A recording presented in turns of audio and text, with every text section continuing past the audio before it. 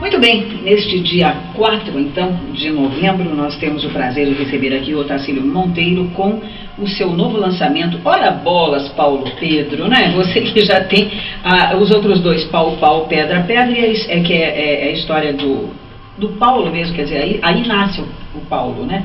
O Paulo Pedro. E depois tem o Paulo Pedro descobrindo as cores, né? E esse aqui é o livro da trilogia, mas como você falou que vai lançar mais dois. Isso, vai ser, acho que é uma pentalogia. É penta? É, eu acredito que sim, né? É, penta, porque é pentacampeonato, né? É penta, é. Então deve ser isso. Então, e esse livro, para as pessoas que não conhecem, ele não é uma continuação das outras histórias. É uma história totalmente independente, uma aventura nova do Paulo Pedro.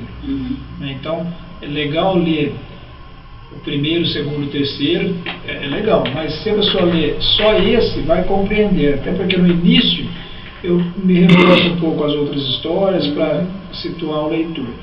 E nesta aventura, o Paulo Pedro, que é muito teimoso, ele gosta apenas de futebol. Né? E gostar de futebol não tem nada demais, porque eu fui essa criança que gostei muito de futebol. Você era o Paulo Pedro. E eu me inspirei no Paulo Pedro para escrever essa história. Quer dizer, o Paulo Pedro se inspirou em mim. Por quê? Eu era essa criança que só gostava de futebol e eu queria só jogar futebol, não queria outra brincadeira. E às vezes eu achava também os amigos chatos que não queriam jogar futebol. E eles certamente, quando queriam brincar de outras coisas, me achavam muito chato também. Né? Mas eu não era assim tão exagerado. O Paulo Pedro, ele briga mesmo com todo mundo, ele não admite jogar em nada. Não quer saber, nem né? Queimada, nem brincar de pega-pega, e nem jogar basquete, ou natação, nem pensar, ele só quer jogar futebol. E ele é mandão.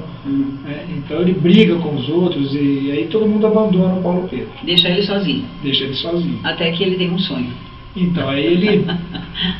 Quando ele está muito triste porque ele perdeu os amigos por culpa dele mesmo, né? Claro. Tão autoritário, exclusivista, egoísta, ele aí tem um sonho fantástico, com bolas que falam. E as bolas é que dão uma lição, porque nenhum ser humano, nem o pai e a mãe estavam conseguindo ensinar isso para ele. Então, as bolas que falam, principalmente a bola de futebol, que é super amiga dele, ela mostra para ele que ele não está certo. Se ele não mudar de comportamento, ela também vai abandoná-lo. E aí ele entra em desespero e ele muda de comportamento. Aí ele começa a admitir outros jogos. E a primeira experiência dele é jogar uma partida de vôlei, mas ele gosta, porque também é bom. É bom, exatamente. Toda modalidade esportiva é boa, né? E aí né? ele volta, ele recupera os amigos, e além do futebol ele aprende outros esportes, é bom para a saúde dele, ele interage mais, e cada dia daí ele brinca de uma coisa. E continua gostando mais do futebol, porque é um direito dele também. Que bom, né? Bom, você falando isso, sabe o que eu fiquei imaginando aqui? O que acontece no Brasil, né, Otacílio, né? Se dá muito valor para o futebol, não é? Sim, e as outras modalidades ficam meio que relegadas, né? A segundo e terceiro plano. Eu vejo assim, por exemplo, nós estivemos aqui na sexta-feira, nós recebemos aqui a Thaís Bobato e o Douglas Robinho. Que eu estou com a camiseta dele aqui. Ó. É mesmo, são 23, uma graça, né? A camiseta estamos todos juntos nessa campanha, né? Um menino corajoso, maravilhoso, né? Um exemplo. A camisa do um exemplo Robinho, que é um menino fantástico. É verdade. Esse é um exemplo realmente de ser humano, né? E é muito bom que a gente possa estar com ele, né? Nessa luta, né? Então nós estávamos falando exatamente isso, quer dizer, a falta de apoio que os atletas no Brasil têm. Os para-atletas, então, nossa, sabe? Porque daí eles sofrem preconceitos, né? Discriminação, né? Então isso é muito triste num país, né? Aí nós estávamos falando do programa da Regina Casé, do qual a Thaís Bobato participou no domingo, e sinceramente eu fiquei impressionada com o que aconteceu naquele programa, a forma como... E eu sei que não foi nada fingido, porque não é possível, né? A Regina é uma boa atriz, mas não dá para você fingir emoção, não tem como. Honestamente eu não assisti.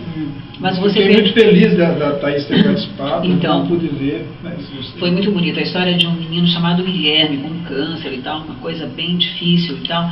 Ele todo carequinha, não queria participar e tal, sabe aquela coisa do menino que fica um pouco envergonhado, constrangido, né? Porque de repente uma coisa totalmente diferente, nova para eles, né? Receberem um programa de televisão lá dentro, né? Uma coisa mesmo assim. E ele não queria saber dela, de papo com ela, de jeito nenhum. Depois que terminou o programa, aí ele topou conversar com ela. E aí ela perguntou se ele queria um chapéu, aí ele quis o chapéu, e daí dali ela conversou. Mas ela falou umas coisas tão bonitas, que ela disse que na vida dela inteirinha ela nunca tinha tido lições, um aprendizado como ela teve naquele dia com esse menino tão pequeno. Ela falou, não precisava viver muito para chegar aos seus pés. Então eu achei que ali explodiu um ser humano tão lindo. Porque por que eu estou falando tudo isso para você, Otacílio? Porque eu acho que as crianças, elas nos compreendem, às vezes muito mais do que a gente possa imaginar. E sempre nos acrescentam lições, né? Através das experiências que a gente vai passando juntos, que a gente vai ficando um ser humano melhor, não é? Você tem essa... Porque você é um menino que escreve para crianças, né? Por que você, de repente, optou, né, por essa vertente, né? Você podia estar escrevendo, sei lá, outras coisas, não sei. Eu escrevo ainda, não, sim, mas... bastante poesia voltada para um público mais adulto. Sim, sim. Mas desde que eu escrevi o primeiro, que não foi o Pau Pau Pedra Pedra, o primeiro infantil foi a Greve dos Espantalhos, foi no ano 2000. Eu passei a trabalhar com a faixa etária um pouco menor, e eu gostei muito. E com o Paulo Pedro agora eu cheguei a trabalhar com crianças de 3, 4 anos. E eu fui com muito medo, porque eu não sabia como me comportar com eles. E eles deixaram muito à vontade, e me surpreenderam com uma sabedoria que eu não imaginava, porque eles são já inteligentes. Não é? E são e principalmente são muito espontâneos. E falam coisas pra gente que se um adulto, ou um adolescente, ou um adulto falar, talvez a gente fique bravo, mas com aquela inocência eles falam e a gente não fica bravo. Eu percebi que assim, não é pelo fato deles serem tão inocentes que a gente não fica bravo, né? É porque quando uma criança daquele tamanho fala, você percebe alguma gafe, se você está errado em alguma coisa. É uma lição. É uma lição. E quando o adulto fala, você também percebe, mas não quer admitir. Aí o orgulho, a empáfia fala mais alto. E com a criança se dissipa essa barreira, porque é tão inocente e tal. Então é muito interessante trabalhar com criança nesse sentido. Você realmente se aprende muita coisa com eles. Quer dizer que a tua experiência mesmo... E o carinho, quando vem, também é sincero. Da mesma forma que uma eventual crítica, uma brincadeira talvez sem graça tal, vem com sinceridade, não tem a dúvida que o carinho também, eles não fazem carinho que não seja sincero. É verdade, a criança é bem verdadeira mesmo, né? Então, essa sua experiência, então, com as crianças, ela veio com o lado autor dedicado a elas mesmo, né? Sim, eu não tinha o mínimo tino com criança. Eu não sabia lidar com criança. As crianças não gostavam de mim, eu tinha essa impressão, né? Porque como eu não brincava, então chegava num ambiente, eu não era muito bem aceita pelas crianças. Tal. E hoje é incrível, às vezes eu estou no shopping, às vezes eu estou de costas para a criança e a criança vem brincar comigo. É incrível. As crianças hoje passaram a gostar de mim, né? Não crianças que sabem que eu escrevo livros para crianças que eu nunca vi, que eu não conheço. Mas tem uma empatia assim. Já tem empatia. E às vezes quando está emburrado eu faço uma brincadeira e tal, e já quebra quebra o gelo. Então você vai aprendendo a se soltar com eles. Tal, e é por isso que você então resolveu escrever mais 2 então dedicados às crianças? Não, é que quando eu lancei o Pau Pau Pedra Pedra, eu gostei do nome, já contei essa história, eu gostei do nome Paulo Pedro. E falei, dá um nome de história infantil, personagem infantil. Mas eu só tinha um nome, não tinha nada. E demorei 5 anos para escrever a primeira linha, porque eu tinha aquela ideia na cabeça, eu preciso escrever um dia e tal, e fui protelando. Até que um dia eu falei, puxa vida, eu tenho que fazer isso. E como eu sou essencialmente poeta, eu sentei e pensei em escrever uma poesia infantil. Então eu escrevi Paulo Pedro, digitei isso, e aí fiquei pensando, o que eu vou tirar desse nome? Ou seja, era o título, né? Aí eu pensei, Paulo é pau, Pedro é pedra. Se Paulo é pau, Pedro é pedra, pau, pau, pedra, pedra. Aí eu tinha um conceito, porque pau, pau, pedra, pedra, gente teimosa.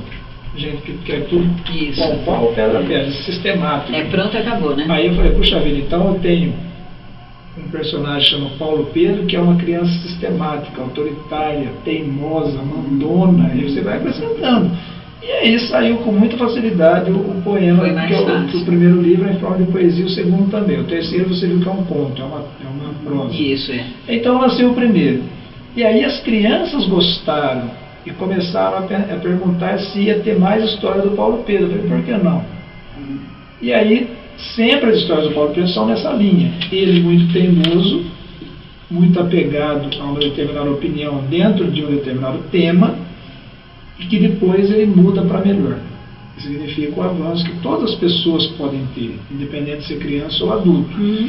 E a questão da aceitação, dizer não ao preconceito e tal. Recuperar as amizades, né? Saber perdoar, saber pedir perdão. Todos esses valores estão embutidos nessas histórias. Sim. E nessa história, da terceira história, é a questão do esporte, porque eu tinha que escolher um tema. E eu falei assim, olha, o esporte é um tema que a criança gosta muito. E aí eu falei, bom, ele vai gostar de um único esporte. Aí eu me vi no personagem. Meus amigos, a nossa época, a gente só futebol. A gente achava que o cara que jogava vôlei, por exemplo, era viado, desculpa o termo, mas a gente falava, aquele viadinho agora jogar vôlei. Sabe, umas coisas tão imbecis, né? O pessoal do basquete não já era mais truculento, grandão, tudo, respeitava mais, mas não gostava também, né? Natação e tal, eu nunca gostei, mas alguns amigos até gostavam de ir. A gente tinha vários rios, lagos da cidade aí, no Rio tinha piscina. Então eu ia lá para nadar, mas por farra. Agora jogar era futebol, todo mundo sonhava em ser jogador de futebol, né? Que aí cai naquilo que você falou, a cultura nossa é futebol, o futebol foi muito mais valorizado, devemos, eu acho, eu adoro futebol, né? Então eu acho que devemos muito ao futebol, porém, não se deveria ter relegado tanto os outros esportes, né? Ter deixado tão de lado os outros esportes, por várias questões, por questão de sociabilidade, de educação, de dar oportunidade para todos, porque tem aquele que gosta ou tem mais físico para jogar, por exemplo, o basquete, o vôlei, tem outro, né, e gosta mais mesmo, e eles têm muito menos condições econômicas para praticar esse esporte, incentivo nenhum. Então foi um erro muito grande, mas devemos muito ao futebol. É muito engraçado, quando você estava falando, eu estava fazendo uma reflexão. Que a literatura, ela é também uma forma de conhecimento, de autoconhecimento. É uma terapia fantástica. Por quê? Eu que sempre gostei muito de futebol, só de futebol, fui fanático, torcedor. Hoje eu não ligo muito, eu era torcedor, de ir no campo, aquela coisa toda. Sempre gostei de jogar futebol, nunca tive saúde para isso, mas até hoje eu ainda jogo, apesar de ter a coluna toda inflamada, não deveria, mas eu gosto, né? Então jogo. Sempre gostei muito, sonhava, né? Se pudesse ser um jogador profissional, toda da minha geração era assim, né? É verdade, mas é verdade. E aí, menina jogar futebol, nem sonho, não existia isso, né? Não tinha, não tinha cabimento, hoje tem, né? E é legal isso. Mas enfim, aí a literatura é também uma forma de autoconhecimento, porque eu que fui esse cara, que tinha todo esse preconceito, né?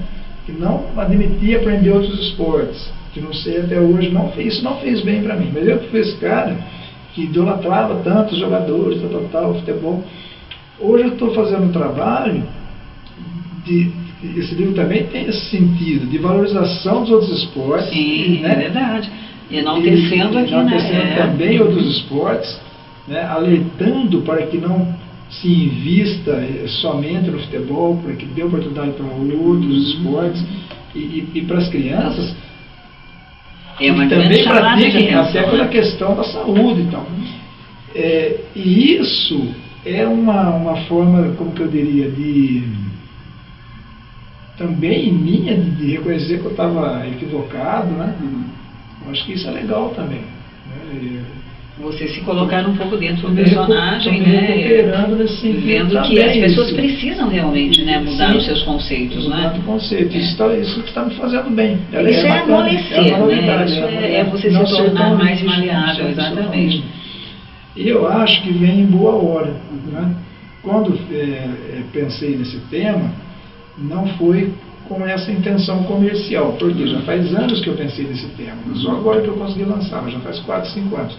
E isso está saindo no momento certo, porque nós temos a Olimpíada. A Olimpíada, né, contempla as modalidades, não apenas o futebol. Então eu acho que está saindo na hora certa, que ele vai ser um material para discussão legal nas escolas a respeito disso. Bom, não sei se você tem a pretensão, né, não seria talvez uma comparação, mas Maurício de Souza transformou os seus personagens e que estão vivos até hoje. Eu queria perguntar a você se você pensa em relação a isso.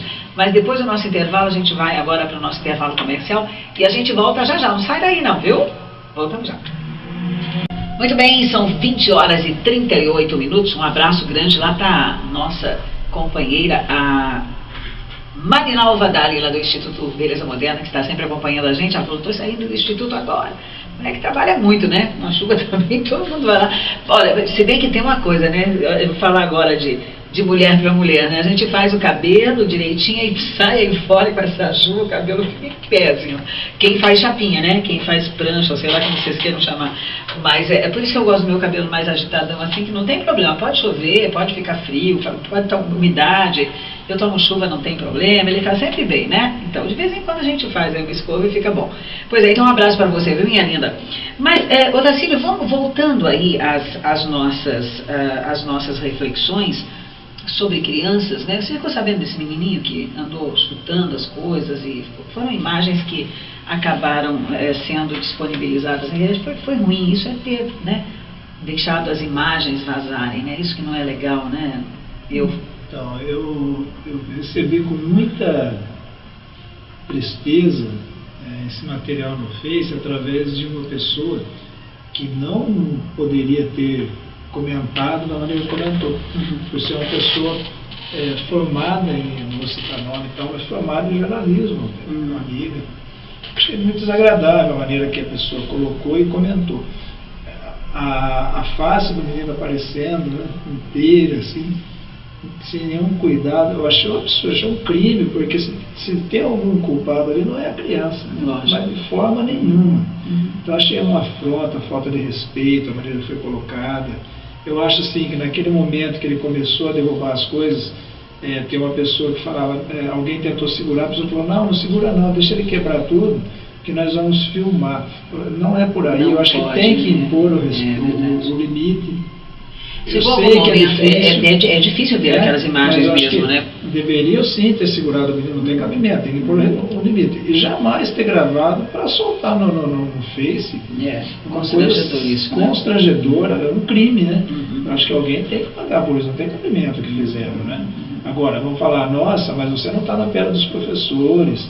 Sim, eu concordo que é difícil ter uma função do professor, né? Não é fácil, por isso tantas pessoas nem querem mais, também de filmar a criança. É verdade, não, erro foi esse mesmo. Eu acho que é isso aí. Mas trouxe à baila um assunto que realmente foi muito discutido, inclusive no jornal, eu não lembro se foi no Jornal Nacional ou foi domingo no Fantástico, que também falaram a respeito disso, né? Agora, desculpa, que tem a culpa do Estado, que tem a culpa dos pais que são muito permissivos hoje em dia, né, essa geração perdida que não sabe educar os filhos, sim, expor a criança, nada justifica expor a criança. É verdade. Mesmo cabimento. Realmente isso ficou ruim. A minha filha é psicóloga, né, e ela estava falando mesmo que quando uma criança age dessa forma, ela está chamando atenção, por alguma razão, quer dizer, sabe que é bom abrir discussão por isso, né, porque cada um enxerga sobre um ângulo, e você acaba, então, chegando a uma conclusão. O que não justifica muitos jovens, muitos adolescentes fazerem o que fazem e você, ele volta e passa de novo e, sabe, a gente realmente precisa repensar isso, né?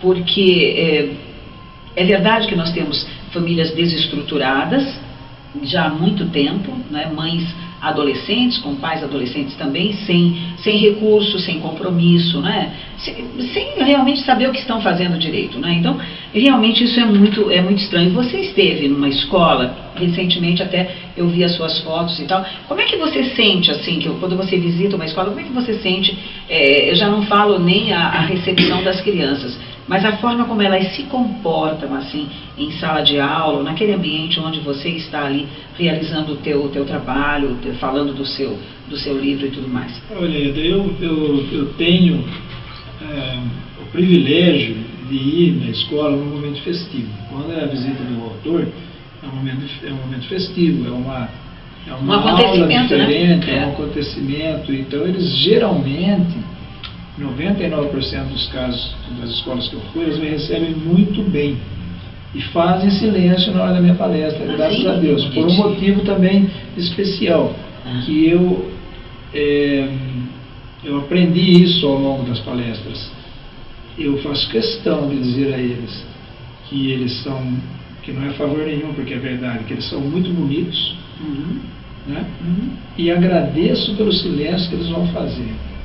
E aí um ou outro conversa, óbvio, mas assim, as professoras ficam bobas de ver o silêncio que é em relação ao dia de aula. Sim. Agora,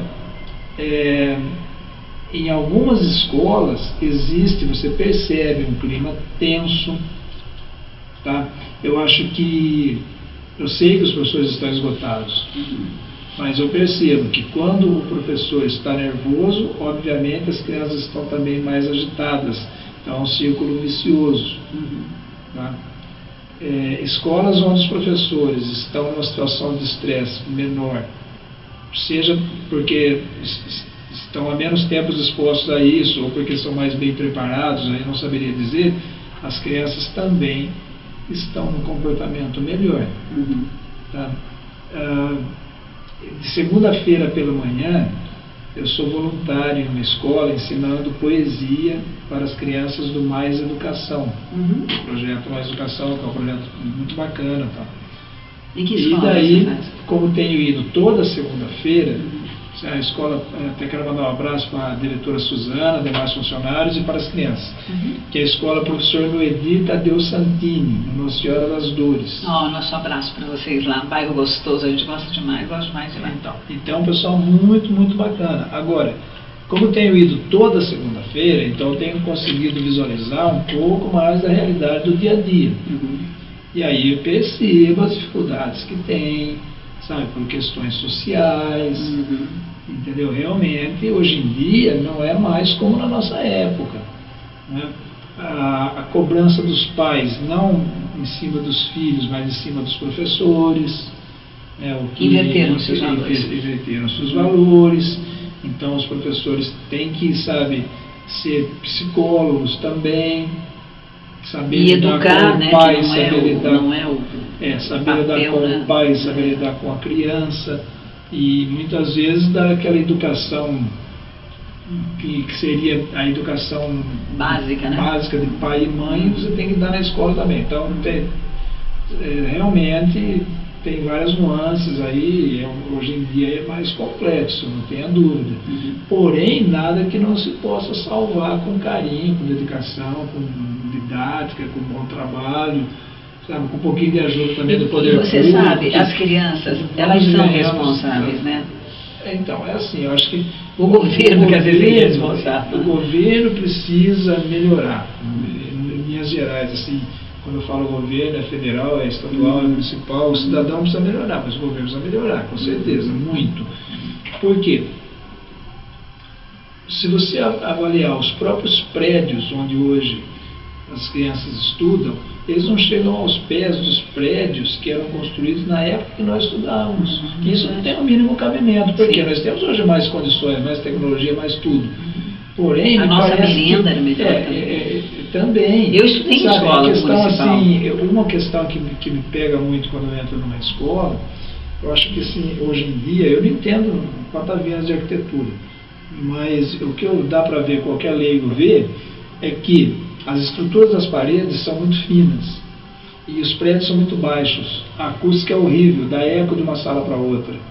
As crianças já são agitadas por natureza. Né? Então, elas querem, quando uma criança hoje em dia corre no corredor, é um eco para ela. Então, sabe, eu acho que antigamente não era tanto assim. Isso é uma questão. Os horários meio que equivocados. Sabe, eu me lembro, as coisas mudaram muito, mas eu estudava de manhã, quase todo o meu período foi de manhã, e fazia educação física à tarde. Hoje em dia, a criança vai para a escola, muitos dizem que é uma maravilha, vai ficar o dia inteiro e tal. Bom, aí a criança tem lá uma aula de matemática, uma aula de português, aí ela sai para a educação física, aí ela volta suada, agitada, cansada, mas também agitada, porque a adrenalina lá a mil. e vai depois ter uma outra aula. Com que prazer e com que foco que essa criança tem essa aula. Então tem umas coisas equivocadas aí que precisam melhorar. Que eu acho que salta aos então a olhos, última aula, né? Porque daí já vai embora, né? Não sou técnico no assunto, não sou pedagogo, sim, não sou nada, né? Tem umas coisas que não precisa ser para ver que está errado. Verdade, né? verdade. Então, ou seja, muita coisa precisa ser melhorada, mas é bom que a gente fale a respeito disso. E principalmente, né, a gente fala muito aqui no Café com Você, de vez em quando eu dou meus toques, porque eu acho que a família é o berço de tudo, não tem jeito. O Frei Almir Ribeiro Guimarães, que falava isso muito, fala até hoje, é que eu saí da PAN, mas ele deve continuar lá, né, e falava sobre isso. A família é o berço de tudo, porque é ali o teu alicerce, é ali a tua proteção, né? Ali você tem que se sentir seguro, não é? É dali que sai a educação. Então, muitas vezes os pais negligenciam a educação dos filhos em detrimento da própria criança, mas não deles, porque não tem tempo, muitas vezes não tem tempo mesmo, mas não é o tempo, mas é a qualidade desse tempo, não é? Que você passa com a criança, que precisa ser observado. E a criança, ela gosta, ela quer ser observada e ela chama atenção. Né? Então, quando uma criança está assim meio nervosa mesmo, agitada e agressiva, tenta observar o que está acontecendo. Alguma coisa está acontecendo com ela, não é? Para que você possa resolver, não é? Uma outra coisa, você perguntou da minha peregrinação, uma coisa que eu faço isso, eu visito escolas para divulgar e vender os meus livros, porque tem que vender também. Sim, o teu trabalho. Desde 89, há muito tempo. Comecei com adolescentes e adultos e passei depois para crianças. Então a gente tem uma certa experiência. O que eu noto nesse tempo todo? Quando a escola me convida para fazer um evento, uma palestra, uma sessão de autógrafos, e a escola dá importância para esse evento. Olha, é uma coisa importante. Vem um escritor aí, não importa se ele é muito conhecido ou não, mas ele é da cidade, né? E ele vem falar sua poesia para as nossas crianças. Isso é uma coisa importante. É um trabalho, ele não vem aqui por divertimento. Não é só um lazer.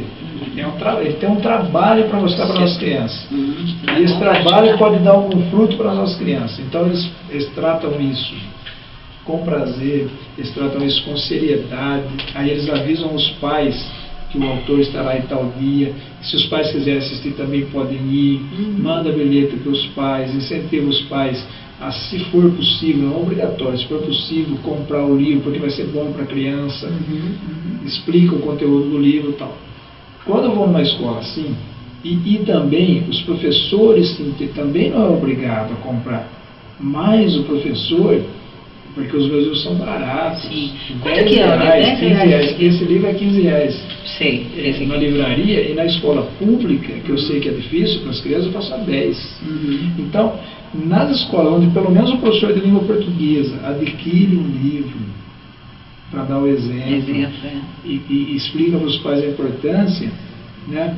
Não só a atenção, o envolvimento, mas também a venda aumenta absurdamente, não é? Porque realmente é se interessar. E esse exemplo partiu de quem? Partiu do diretor da escola e do professor.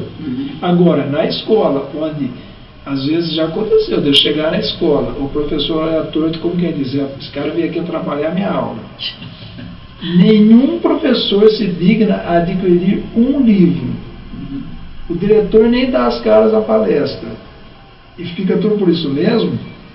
Nessas escolas, as crianças bagunçam, elas não se interessam pelo livro, um ou outro que salva lá, porque já é da natureza dele, olha, eu gosto de escrever, eu gosto de ler, eu quero comprar o livro. Então, sabe, não pela questão da venda, estou dizendo pela questão do envolvimento. É educação, então, isso aí. É educação. Então eu tive escolas onde o resultado em todos os aspectos foi maravilhoso, e escolas que não deu resultado quase que nenhum. Mas isso vem do exemplo do professor. E aí, fazendo um link com o assunto da escola, do dia a dia da educação, se os pais não dão exemplo de interesse também, só vai lá para cobrar do professor e não cobra nada do filho, acha que o trabalho da escola, o trabalho do professor não tem importância nenhuma, o que ele quer é o filho com um boletim bonitinho no fim do ano, informado, mas sem se importar do que o filho está aprendendo. Quer dizer, se o pai realmente não se interessa por nada, essa criança, ela vai bater no professor, ela não está nem aí com a escola. Ó, meu pai, minha mãe não valorizam também isso. Tem isso, né? Também tem isso. Ah, meu pai está pagando. Ele está pagando quando é particular, e quando é pública, o pai e a mãe acham que o professor tem a obrigação de aguentar tudo, porque ele paga imposto, é público. Muito grande a pessoa falar isso, é público. A escola é pública. Quem manda na escola somos nós, né? Nós mandamos na escola. Então, o exemplo vem do professor, o exemplo vem do pai. Né? A criança, por mais que ela tenha um comportamento ruim dentro da escola, nós temos que sempre orientar, mas investigar por que está sendo esse comportamento, porque não é a criança. Não é natural, né? A culpada. Não é natural. Né? É por isso que eu sou muito favorável que as crianças estudem música, que façam esporte, não importa qual modalidade, aquela que eles gostarem, porque isso vai fazer bem e tira as crianças também de um foco, né? Que muitas vezes eles ficam meio ociosos mesmo, não tem o que fazer, não é? Então vão praticar um esporte que é muito bom, isso sempre traz benefícios. Né?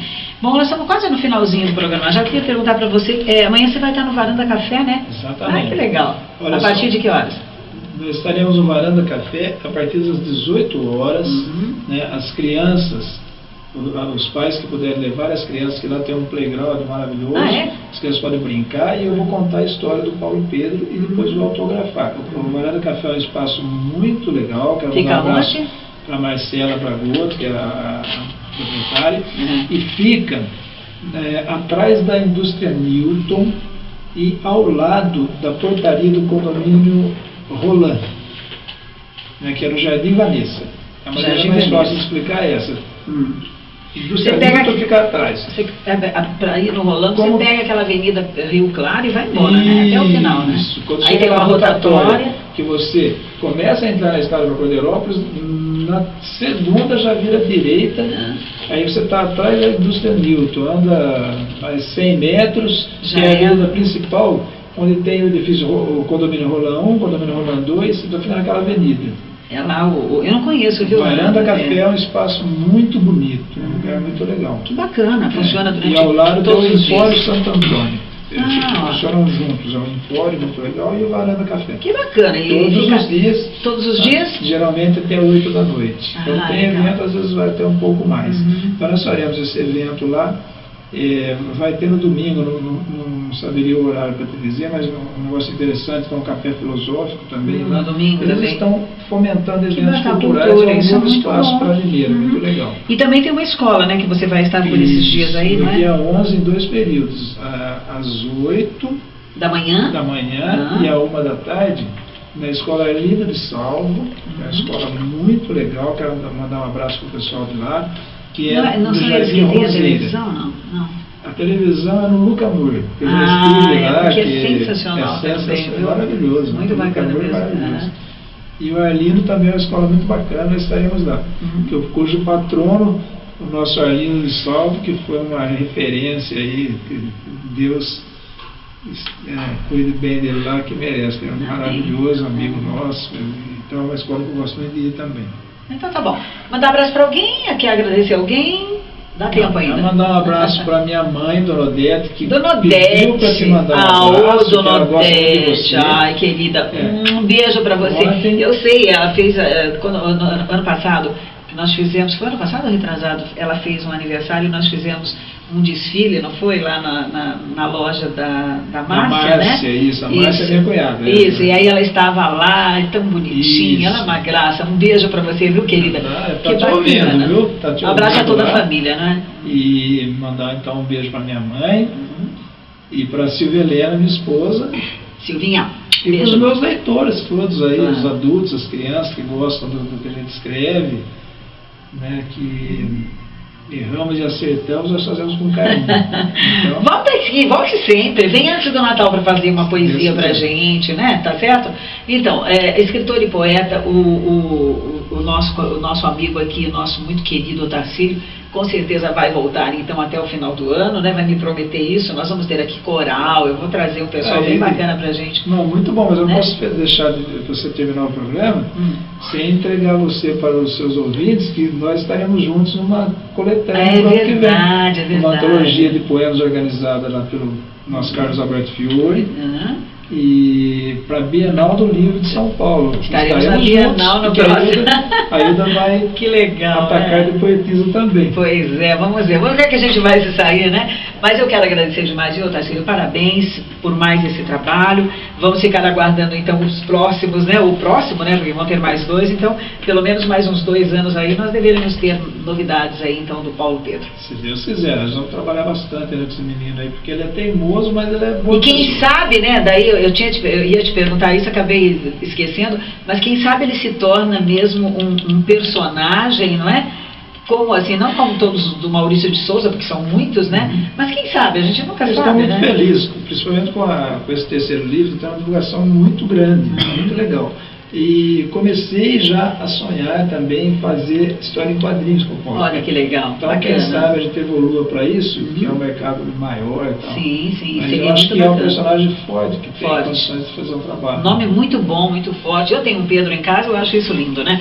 Bem, gente, muito obrigada, um grande abraço, obrigada pela audiência, viu? O nosso carinho para você, que Deus abençoe, que a graça e a paz do Senhor esteja no lar de todos nós, tá certo? E amanhã às 20 horas eu volto, porque todos os dias às 20 horas aqui na Mix, o meu café é com você. E amanhã a gente tem docinho aqui, Badele e Balas de Coco vai estar por aqui conosco amanhã, viu?